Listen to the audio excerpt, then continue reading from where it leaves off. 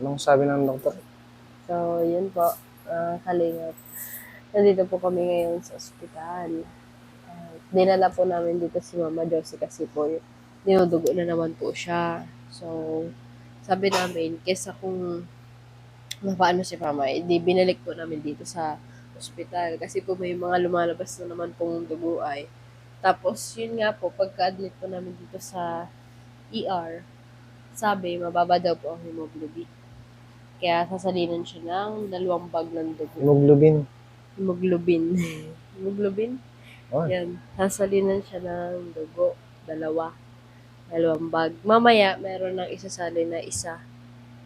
Tapos, yun, papatransfer daw po si Mama Josie dun sa malinaw na ultrasound para makita kung ano yung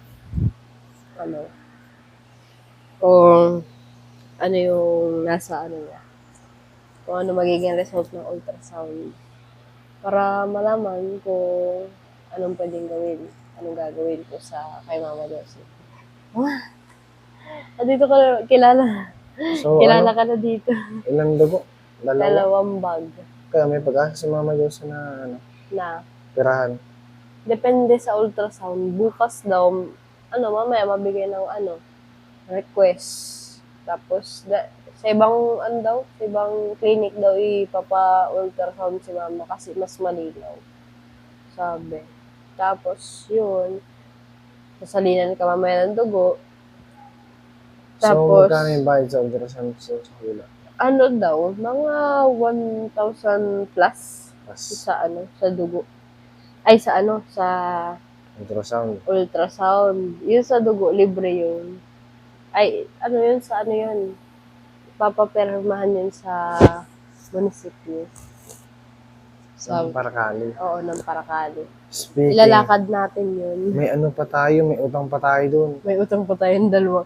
Sabi nga nung sa blood bank, kailan yung nasalinan to ng dugo? Sabi ko nung January lang. Tapos, 2 ulit. May atraso pa tayo dun sa center natin sa Paracali. 10 tao na yun. Hindi pa sila nakuha ng dugo. Mahalista na naman tayo ng sino yung magdodonate ng dugo para kay Mama. So, yun po. Ito po yung update kay Mama Josie. Ito po si Mama Josie. Mama, ayos ka lang? Mama, kamusta? Ito buhay pa. Ito buhay pa. Mas maigi na si Mama ngayon na dinala natin kasi kakatakot yan pag nahimatay baga. Mahirap na. Mas mahirap yung Kaya, ayos ka naman, ha? Walang masakit sa'yo? Naman? Ma? Wala. Ayos lang, ayos. Hindi na nasakit yung puson mo? Ha? Hindi na? Yan lang. Hindi na. Butog Hindi na mo. nasakit yung ulo mo? Butog mo yung sa Mama. Nagsasabi ng totoo. Hindi na nagsasabi ng totoo. Pero hindi masakit yan. Masabihin mo maya. Ay, maganon mataas ng kilay. Tapos, minsan masabing hindi. Pusog ka daw, sabi ni Uwa. So, yan. Iwa. Butog yan siya. Kilala ka na dito pati. Ng mga nurse. Sabi, ay, ito yung nung nakaraan. Karambuan. Sabi ko, upo, okay na si Mama. Na-stroke po baga yan. Ay, magalingan niya. Ang bilis daw ng recovery mo, Mama.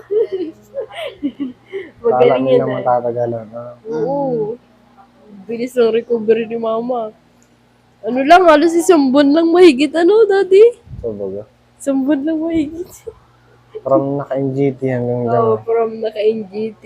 Tapos another na naman. Hindi naman sila NGT. Ha? Yung ang focus niya, sa mattress niya. No, sa mattress naman ang focus nila. Maigi ngayon at hindi naman mag-stroke. Kayang-kaya ni Mama. Nung na-admit yan dito, din niya kayang katawan niya, di ba? Yan, okay naman. Nakakasalita na si Mama. Kakabutog na. Butog na nga masyado. Kanina, nagkatawa yung nurse. Ano yung sinabi sa'yo ni Mama kanina? Limot na. Sige na. Ang tagal namin kanina sa ER. Ano Anong po? oras din yun? Alas 4 tayo nagpa-admit, ay nagpunta ng ER. Mag-aalasing ko. Mag-alas 7? Mag-aalasing ko. Mag-alas 5. Mag-alas 5. Tapos naiakit tayo dito. Alas 11? Mag-aalasing ko. Maalas 11. Ilan oras din yun? Mag-STD lang kami. Ano, ayos ka lang? Buhay pa. So, yun po. Pag-pray niyo po si Mama Josie na maging okay po siya ngayon. Sana maging ayos ang, ultrasound ni Mama. Para mahatulan na ng kung ano yung dapat gawin. Kasi dinudugo pa rin po. So, yun po yung nakakatakot. Continue pa rin yung ipag-inom niya ng gamot. So, yun po mga kalingap. Babay na.